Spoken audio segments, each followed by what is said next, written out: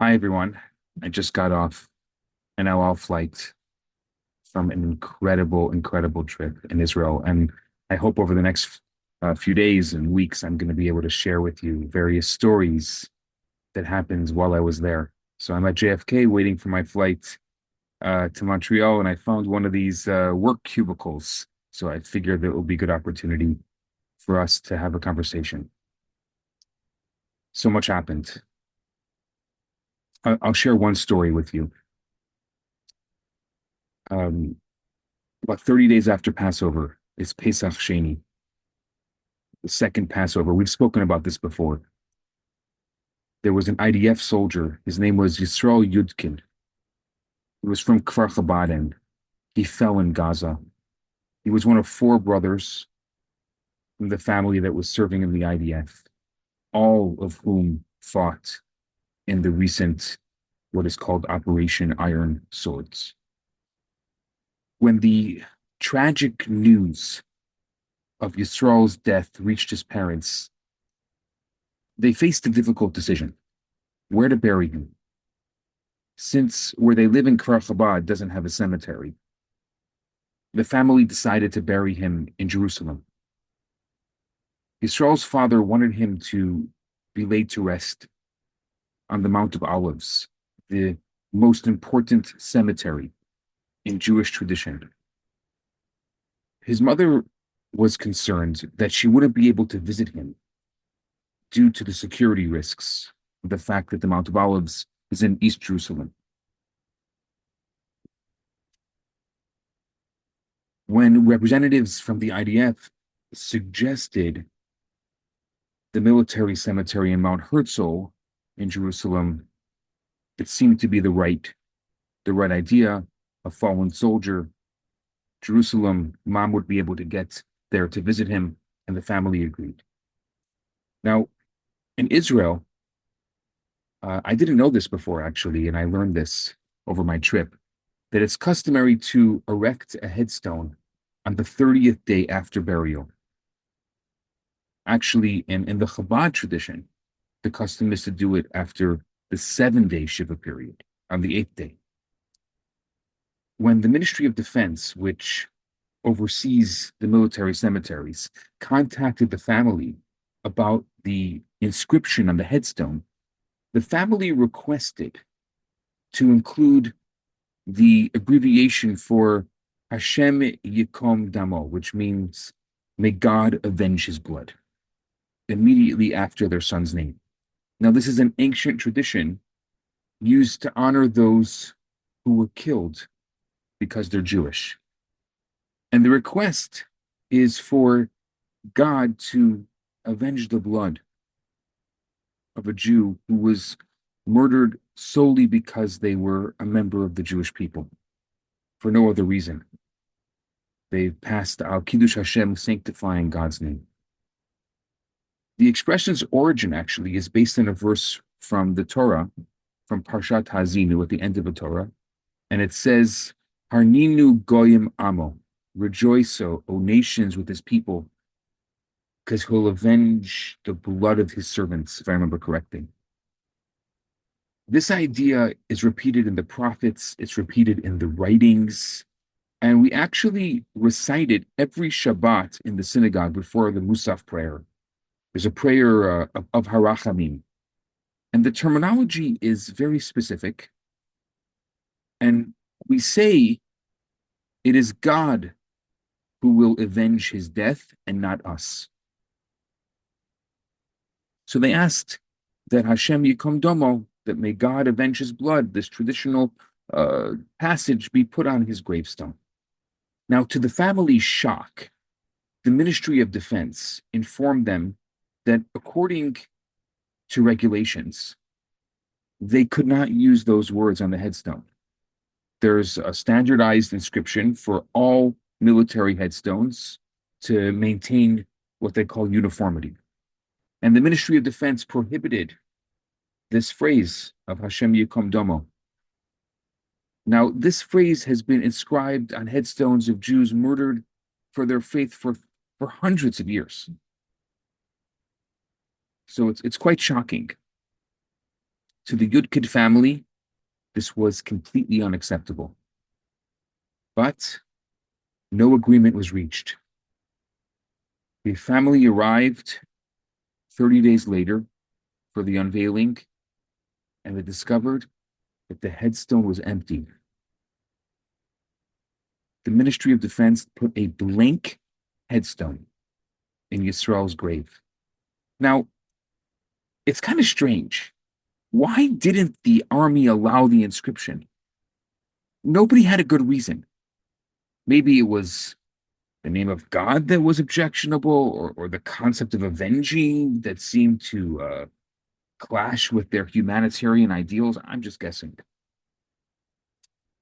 The Yudkin family decided not to back down, and they launched a public campaign through the media stating that they would take the issue to Israel's Supreme Court if necessary.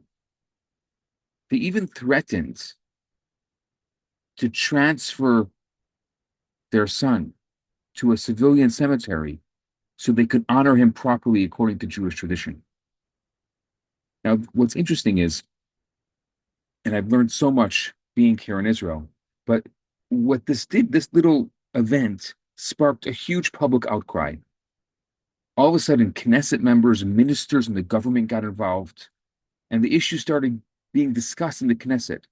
And the reason why is right now, I'm not sure if you know this, but the army is trying to recruit the ultra-Orthodox, what they call the Haredim, the very religious. And they're saying, and I'm not going to go through all the details of the recruitment and what's going on and the debate in the Knesset, but one of the things that the government is saying is that they're promising to meet the spiritual needs of these very religious people, which made it all the more sensitive. So here was an issue deeply painful to the religious community, and the army is unwilling to show goodwill. After a well-publicized and intense campaign with the actual intervention of the Minister of Defense, the ministry decided to amend the regulations, and for the first time, as they claim, to allow this inscription about Hashem Yikom Damo, may God avenge his blood, after the names of fallen soldiers. And I had the opportunity to go with the family there in Jerusalem on Har Herzl, on Mount Herzl, to finally be able to do the proper unveiling. Beautiful moment. And really indicative of the sadness, the suffering, the pain that you could feel.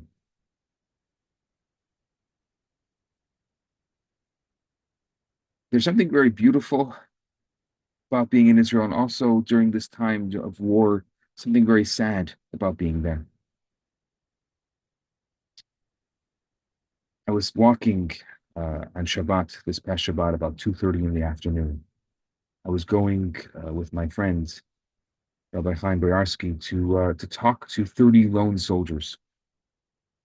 We're walking down Jaffa Street in Jerusalem, and we could see there was a celebration, singing and dancing, and there were secular and religious, Haredi and Chiloni. They're celebrating together, and so we couldn't help but ask, well, "What are you celebrating?" And it was just then that the secular man had gone over to the religious man, realizing that he had not heard the recent news because it was Shabbat, and told him the news that they had killed the second in command in Hamas, Muhammad Ada, who the Israel's been looking for him for 20 years. He's been killed so many times, and I shouldn't laugh about it, but he was a man with many lives. And there you had this incredible celebration on the streets of Jerusalem with secular and religious, and you could feel the intense emotions there right now during this time. The portion over the past few weeks, I haven't had an opportunity to talk about it with you. Skips ahead 38 years. Last week we were still discussing the exodus from Egypt and the story of Korach. And it took place, that story took place the second year after leaving Egypt. And this past week in Parshas Chukat, we read about events that occur 38 years later, the final year before the Jewish people enter the land of Israel.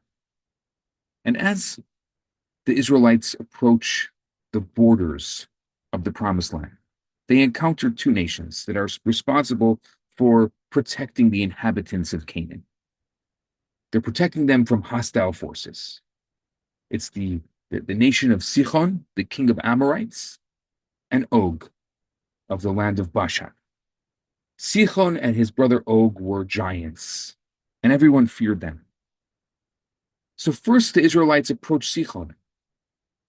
His nation resided outside the Promised Land, but they collected taxes from all the Canaanite kings to prevent attacks against them.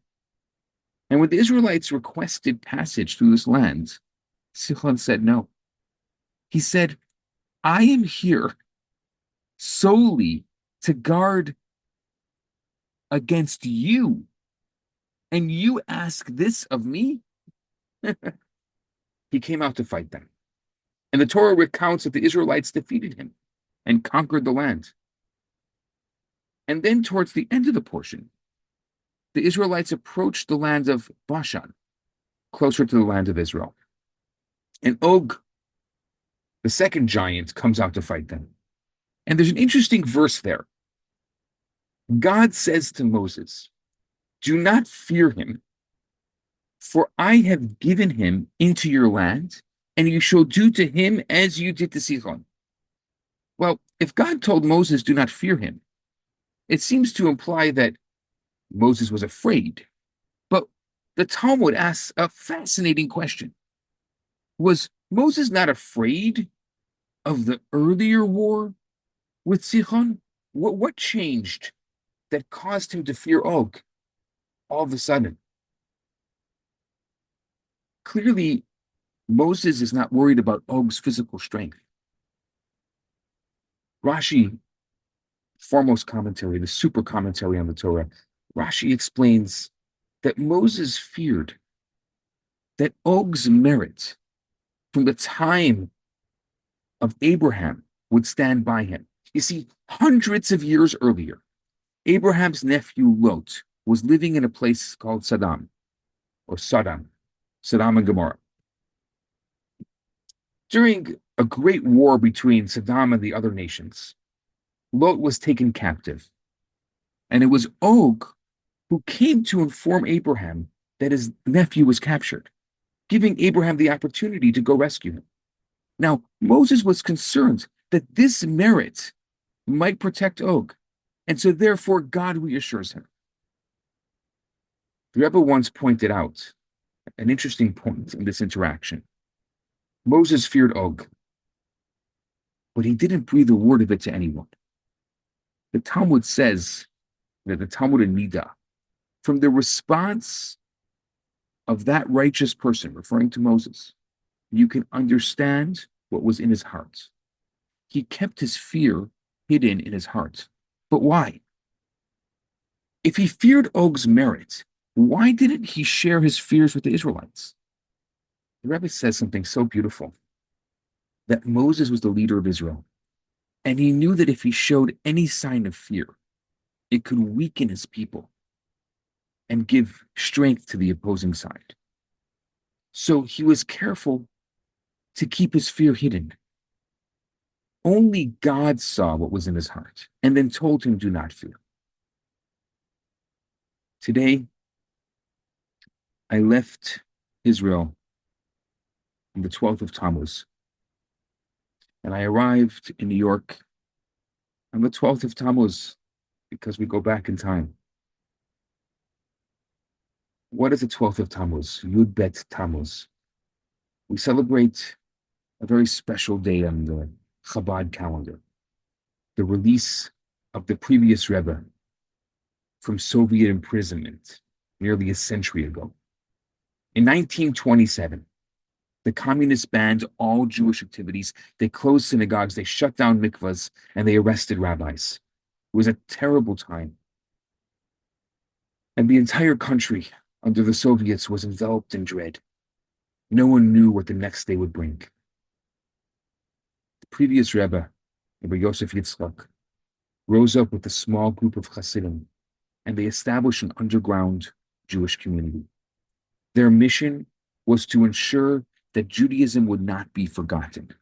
They secretly set up mikvahs. They gathered Jewish children to teach them the Torah in hidden cellars, in a cellar, in a cellar, in a cellar.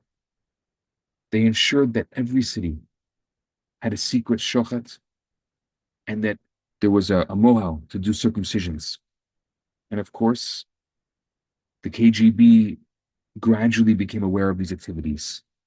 And after numerous warnings, they finally appeared the night of the 15th of Sivan, and they arrested the Rebbe. As he was being led into the fearsome building known as Spalerka, I said that correctly. Sorry, I'm so jet-lagged. I hope you'll forgive me. The Spalerka was a name that struck terror into the hearts of the Russians throughout the country. As he was led into this fearsome building, he resolved that he would not be afraid at all, that he would treat his interrogators as if they were insignificant, that he would only speak to them in Yiddish. In the Rebbe's own words, he said, the arrest took place that night when the Russian ambassador in Poland was killed. They decided that they had to kill a number of people in his country. Despite this, his initial entry into imprisonment was with the determination that his conduct would be with expansiveness. The Rebbe knew that all the Jews of the Soviet Union were looking to him to see if he would survive the imprisonment, if he would show fear, or would he completely succumb to the Soviet regime. The Rebbe knew that he needed to show no sign of fear at all, not in action, not in speech, and not even in his facial expression. The Rebbe concluded this approach succeeded, and it led to his release. If you ever have an opportunity, there's an English translation by Rabbi Dr. Alter Metzger of this incredible, the previous Rebbe wrote a diary. It's riveting. It's called The Heroic Struggle. If you can get your hands on this diary, it's unbelievable. The Rebbe said that he takes a lesson from the previous Rebbe's behavior. When you go to fulfill God's mission, you should never entertain doubts about your success. And even more crucially, don't let such thoughts affect you. Speak with strength. Speak with certainty. Know that you're doing the right thing. When you know and you believe in your heart, without any apologies that you're doing the right thing, that's when you're going to succeed. The greatest lesson that I take with me from this trip in Israel is the lesson of knowing who we are and what we believe. I met so many incredible people. Just 2 nights ago, I was with Ohad Lapidot. His daughter Tiferet was killed in a Nova festival. His determination, his strength, speaking to him, he was comforting me more than I was comforting him. I was with the Goldberg Pollens. I was talking to Rachel Goldberg Pollen. Their son Hirsch is still hostage in Gaza. He's still there. The strength, the determination. These are people who should be just falling apart. I don't know. I wouldn't be able to wake up in the morning if my child was was lost in Gaza, heaven forbid, or had died in the Nova Festival, heaven forbid. And their determination, their strength, where does it come from? It's incredible. The strength and the resilience of the Jewish people. Something that is absolutely remarkable. Hashem should bless each and every one of us as we're going to go into Shabbat. This Shabbat should be a Shabbat of peace, Shabbat of strength. It should be a Shabbat that we could say, finally, that all of our hostages are home unscathed, that we've entered an era of peace. I wish you all a Shabbat Shalom.